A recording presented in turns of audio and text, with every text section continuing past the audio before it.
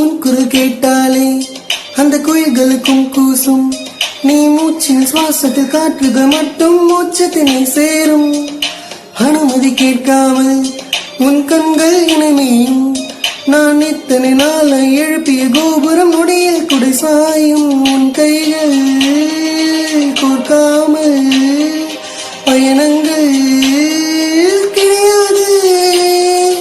உன்னோடு வந்தாலே சாலைகள் முடியாது.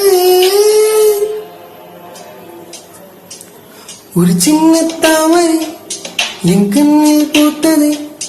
அது மின்னல் வார்த்தைகள் எனதுள்ளம் தேடி தைக்கின்றது. இது உண்மை என்பதா இல்லை பொய்தான் என்பதா? என் தேகம் முழுவதும் ஒரு